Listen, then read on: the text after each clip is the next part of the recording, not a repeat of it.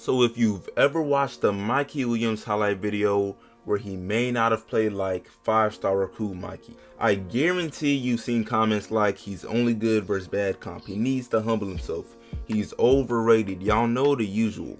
But also a comment like this, and the comment suggests that Mikey has already or will soon hit his peak / ceiling, whatever you want to call it. But regardless, I see it as a lie, and I've had this video idea for a while, like even during Mikey's stretch of bad games near the end of 2020 when these comments became more common. But I never made a video because I'm not gonna lie, like I said, the timing would have been pretty bad. Mikey had a stretch of bad games, but now that he's been dropping 30 plus and winning, it's the best time to shed light on this unfair narrative surrounding him, which is the idea that he's already peaked or will fall off soon. And it's funny because the idea of him peaking early is not even what I have an issue with. I mean, obviously that's a possibility, especially when you're given this much hype and media attention at such a young age, but I do have an issue with the reasons I've seen as to why some people believe he will peak early. I mean, they don't even make sense, and it's pretty surface level reasoning. So yeah man, basically in this video we're just gonna look at the argument for Mikey peaking early and why I disagree with it, and it shouldn't take too long to explain. But before I go further, what's good YouTube, Plug Speaks back with a vid. If you are new to the channel, first of all, welcome and subscribe.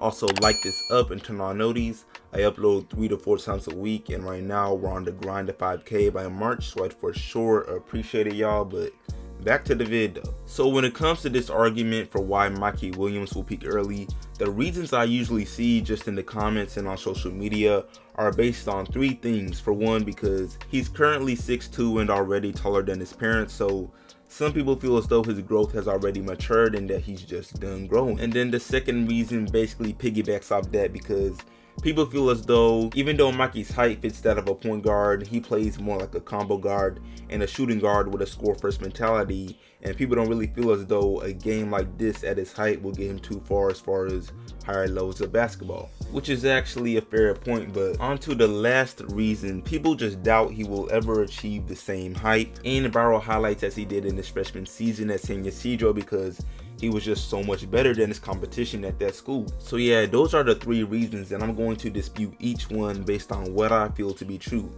So yeah, for the argument that his growth has matured and that 6'2" will be his height from here on, first of all, we don't know that. Right now he's about to turn 17 and could easily be 6'3", 6'4" by the time he is a D1 freshman. But even if he does max out at 6'2" in height, I don't see how this is a huge issue. Let's not pretend that 6'2" is the new 5'10". Many guys in the NBA are 6'2", and some of which are stars. For example, have we forgotten CJ McCollum came into the NBA listed at 6'1", and although he is now 6'3", I'm just saying, can we not think too deep into height? Because at the end of the day, it comes down to a player's skills. What can they do on the court?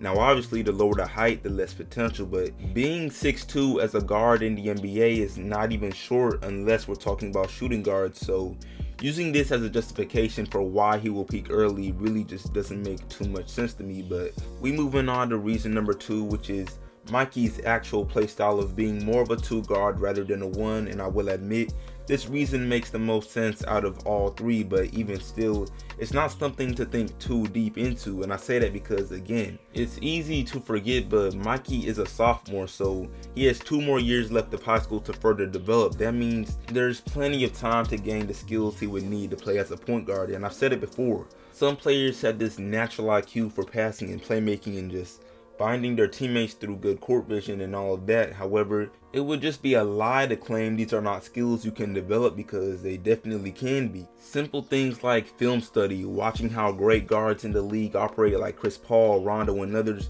can be very useful in developing this kind of high IQ. And one of the only comments I was able to find that actually offered true constructive criticism basically pointed out the same thing, and I agree with it 100%. And even back at San Ysidro, Mikey averaged just 5 assists to go with his 30-point average, but 5 assists is nothing when you realize how much he had the ball in his hands back at San Ysidro, which was a lot. But on top of the fact that he still has time to develop playmaking skills, It's not as if Mikey's game is not evolving right now at Lake Norman Christian. He doesn't even play point guard anymore, and a good amount of his buckets this year have came from playing off the ball, so he's really had to change how he finds his spots on the floor. So I'm saying the improvement is there, and if he really grows to 6'4 or 6'5 and fits the size of a pro level shooting guard, it will officially be scary hours. But anyway, on to the last defense case for why he will not peak early.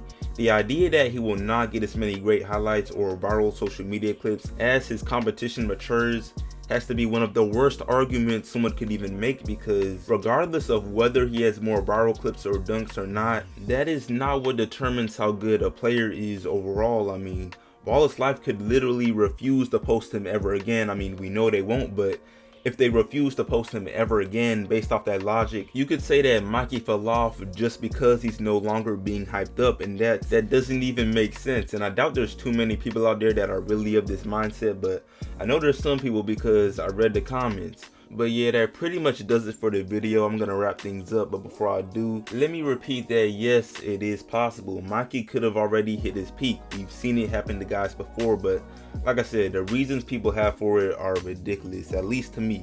Anyway, that's it for me. I appreciate y'all watching. Make sure to like this up, share it, sub if new, all of that. Let me know in the comments how you feel about this narrative on Mikey, and y'all see on the next one. Short video today, but there was no need to stretch this to 8, 9, 10 minutes. I mean, like I said, just 3 plain and simple reasons. But that's it for me, and I'm out.